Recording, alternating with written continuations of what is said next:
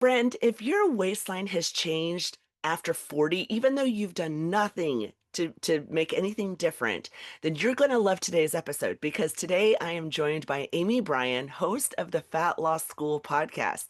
We're going to be unpacking a whole lot. We're going to be talking about hormonal belly fat, what it actually is, why it shows up in midlife, and simple steps that you can start today to be able to find results that aren't rigid or require diets and hours in the gym. Okay. So by the end, you're going to have a practical plan for food, movement, sleep, and stress that supports your hormonal system and helps you lose that belly fat. So let's go ahead and bring on Amy. I'm so excited you're here with us today because this is a topic that when I meet with clients, this is one of their biggest concerns.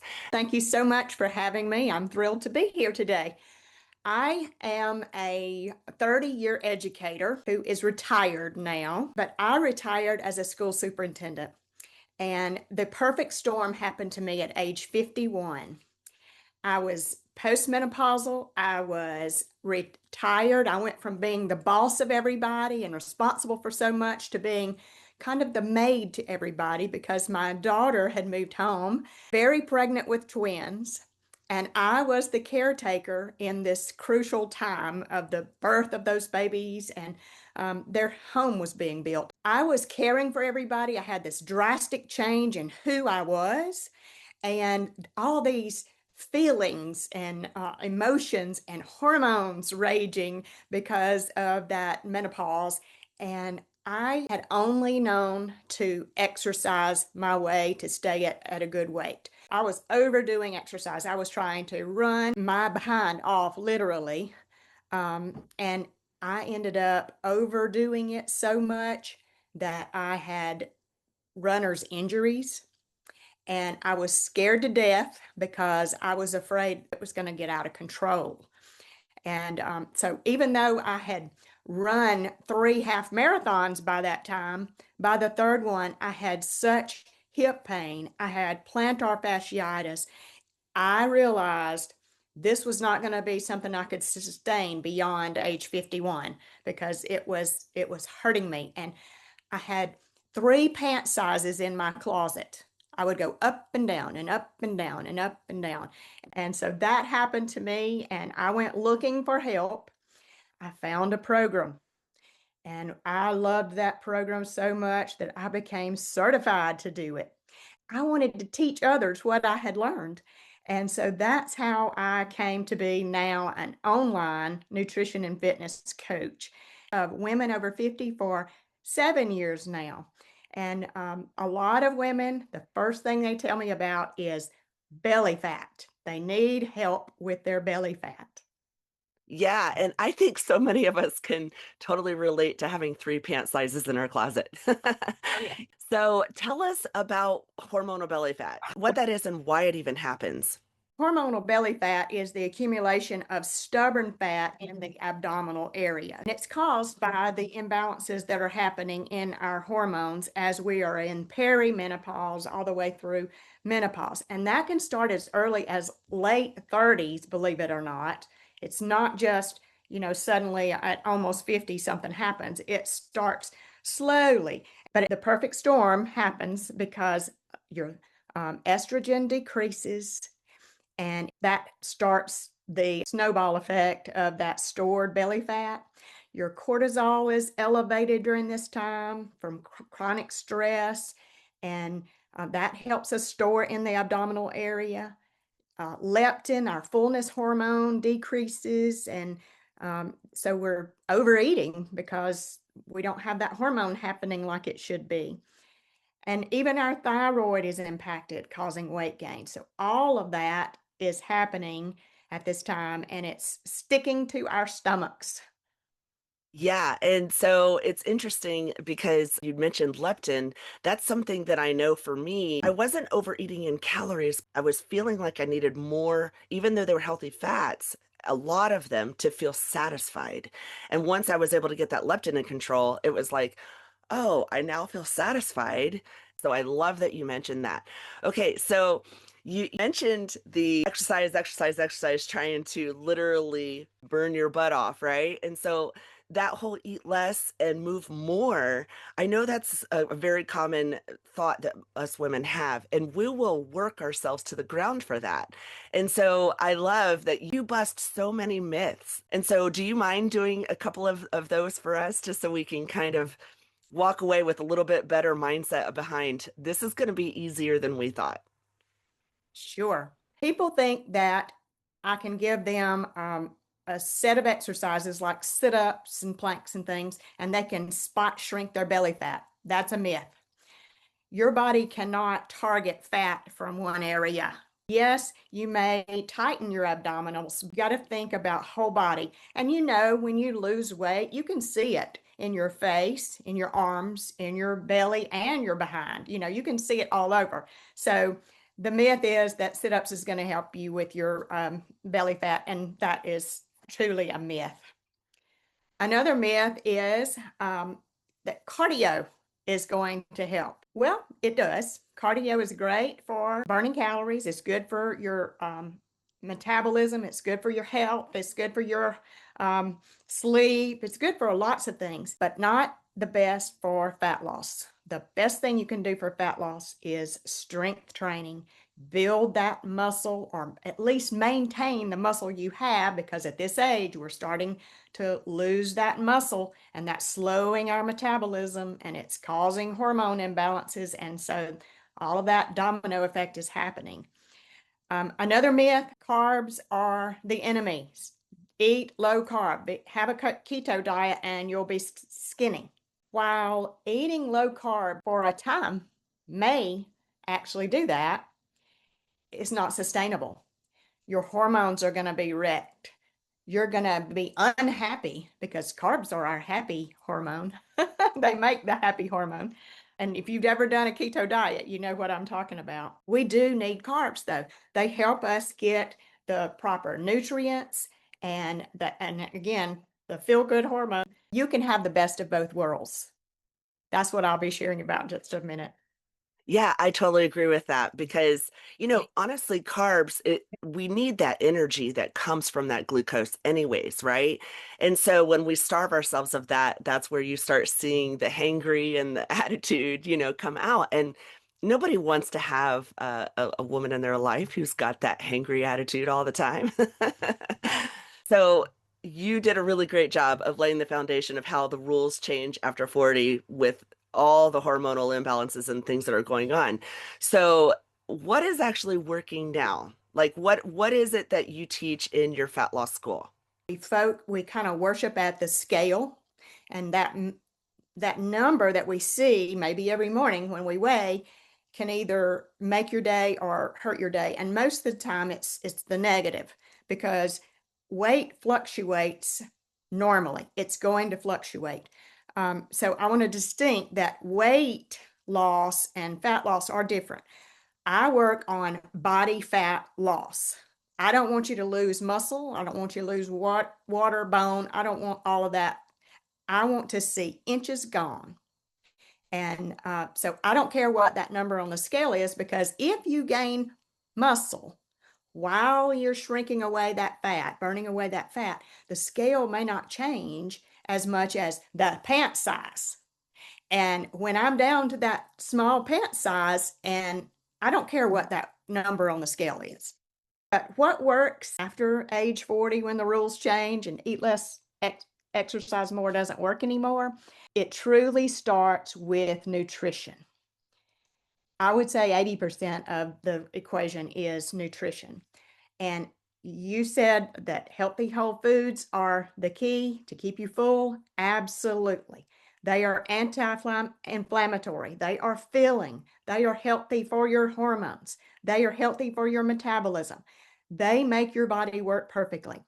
Get rid of the processed crap and all of the sugar, and the healthy whole foods will help you so much. I teach about macronutrients. Macros are simply the carbs, fats, and proteins in your foods. And I set up a custom plan for each person. And those are your guardrails. Even though I do give a meal plan every week, guardrails are knowing how much protein to have, how much fats to have, and how many carbs to have. And so that gives people freedom to choose the foods they love, to fill up those macros. And I also teach in the nutrition area carb cycling. You can have some low carb days and really focus on burning away that glycogen and forcing your body to use fat for fuel during that time. But then in the same week, you can cycle back in the healthy carbs like vegetables that have the nutrients that we need and cause the happy hormones. And also, we don't feel so deprived by never having anything like that. The next part I will say is intermittent fasting. I teach how to intermittent fast from 12 to 16 hours daily. And most of that time, of course, is during the sleep hours. But when we wake up and feed our bodies, and we feed our bodies like mid-morning snack and then lunch and then afternoon snack and then supper and then down to the nighttime snack, our bodies will never tap into fat for fuel because it's got that ready energy already there. When you have digestive rest for an amount of time, like if you stop eating at, say, 7 o'clock at night, and you don't fuel again until, say, 11 the next day, that would be like a 16-hour fast, your body will shift from using that glycogen that's ready to burning fat for your fuel. It's good for blood sugar, insulin, inflammation. Even menopausal symptoms are better when you have that digestive rest. It's important for more than just fat loss. And exercise is going to be the next thing that's part of the framework. And you've already heard me say cardio doesn't get it alone. Cardio is good and we need it. And I do teach high intensity intervals, believe it or not. But that's limited to a short amount of time and only a couple of days a week at the most. We strength train, and I will tell you, I was a runner for decades, but I had never learned how to lift weights to do strength training. I didn't know that was important. I didn't know I would lose muscle and that would slow everything down and cause all the problems. So if you've never done it before, you can start with body weight. I mean, like squats and planks and things like that. But we can even do it with bands. You don't have to invest in a whole big equipment or join a gym. In fact, most of my ladies like to do our exercises in the privacy of our own homes. When you build strength, it's build those muscles. It's like Spanx for your body. It holds everything in. It looks toned. So we do that about 3 times a week for 30 minutes. That's all it takes. You don't have to spend hours and hours running on the pavement like I used to do. I'll even say this, we pair our exercise strategically with the fueling. So if we're in low carb days, we're doing high intensity intervals to further burn away the glycogen to force that your body to use fat for fuel. And then when we're refilling with those carbs on our other days, we are doing that strength training and we have more energy for that to give it 100%. So it's a perfect plan that I teach in the class. And next, I'm going to step on your toes, everybody's toes, because we're not sleeping enough. We don't prioritize rest. We're trying to be everything to everybody, just like I was when that daughter had those twins. Women need sleep. We need 7 to 9 hours. It affects our cortisol. It affects our choices even for food, whether we're going to work out. We make better choices when we're rested. Cortisol is the stress hormone, and it is also known as the belly fat hormone. If you are stressed all the time, you probably have not only body fat, but heart disease. You're heading towards type 2 diabetes. You probably have a weakened immune system. Even your menopause symptoms are worse. We have to prioritize stress management type things. And it doesn't matter what it is. Everybody has their own thing that helps calm them down and make them happy again and relax. But living in a stress-filled day every day is causing you to accumulate belly fat. And the last thing I'll talk about is hydration because it does help control our appetite. It helps boost our metabolism. It helps for fat breakdown and energy. And I know you teach about it helping with our skin and make us just look better. We even have a water tracker in our app. So that's kind of the framework. It's a whole comprehensive plan. Yes, and of course, there's so many moving parts that in this case, it's like a coach is the way to go, right? I mean, not only just for the accountability, but you're able to see that big picture from the bird's eye view and see all the things that they're needing to work on and to help them dial in those little areas. So, of course, we want everyone to run and go sign up for your program, but what's maybe two things that they can do this week that they can maybe try on their own? Okay. Well, I would say cut out the processed foods as much as you can and the sugars. If you go to high quality whole foods, and for whole foods, I'm talking about if it comes from the ground or has a mother. If you shop the perimeter of the grocery store, not the aisles of the foods with the UPC symbols, I'm talking about meats and eggs and beans and seafood, vegetables, nuts, those kinds of things. No. And secondly, I would say strength training to preserve your muscle, your metabolism. It even burns more calories at rest to have muscle on your body. And I already said it spanks, it looks good, it holds everything in. Those are the two things I would start everybody with as soon as possible. Yeah, and I think you have a worksheet or something for them to download, right? Yes, Yeah, tell us a little bit about that. it's a hormone heat sheet. It's got some information in it that, helps you know what steps to take. But it's hormones for women in our perimenopause, postmenopause state. So that's the freebie that I'm giving you. Thank you. That's going to be fun to look at.